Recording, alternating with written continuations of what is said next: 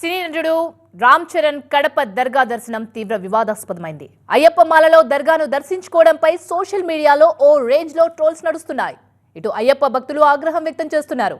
అయితే ఈ కాంట్రవర్సీపై చరణ్ సతీమణి ఉపాసన రిప్లై ఇవ్వడం ఇప్పుడు హాట్ టాపిక్ గా మారింది.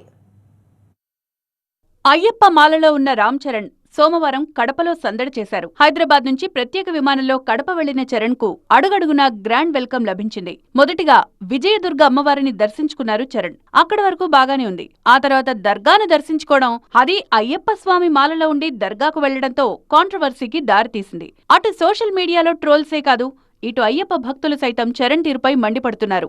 ఎన్నో ఏళ్లుగా స్వామిమాల వేసుకుంటోన్న చరణ్ కి ఈ మాత్రం తెలియదా అంటూ అయ్యప్ప జాయింట్ యాక్షన్ కమిటీ సభ్యులు ఆగ్రహం వ్యక్తం చేస్తున్నారు. పవిత్రమైన అయ్యప్ప మాల ధరించి నియమాలకు విరుద్ధంగా బొట్టును తొలగించడమే కాక దర్గాను సందర్శించడం ధర్మానికి విరుద్ధమంటున్నారు. అయ్యప్ప భక్తుల మనోభావాలను దెబ్బతీసినందుకు చరణ్ వెంటనే క్షమాపణలు చెప్పాలని డిమాండ్ చేశారు. ఆల్రెడీ 150 పైన ఆర్గనైజేషన్లు అంతా కూడా కలిసి జేఏసీగా ఏర్పాటైంది. ఒకటే బహిరంగంగా వెంటనే క్షమాపణ చెప్పకపోతే 5-6 రోజుల తర్వాత మా కార్యాచరణ ప్రకటించబోతా ఉన్నాము.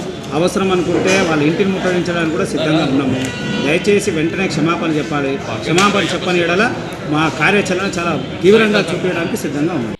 ఈ కాంట్రవర్సీపై సోషల్ మీడియాలో స్పందించారు రామ్ చరణ్ సతీమణి ఉపాసన. చరణ్ దర్గా సందర్శనాన్ని తప్పుపడుతున్న వారికి కౌంటర్ ఇచ్చారు.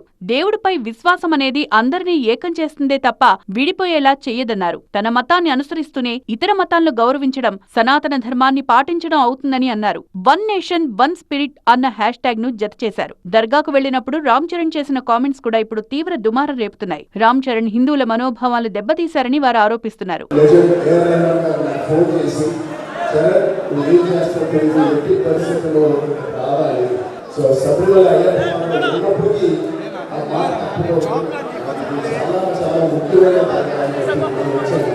ఈ వ్యాఖ్యలను సోషల్ మీడియాలో ట్రోల్ చేస్తున్నారు.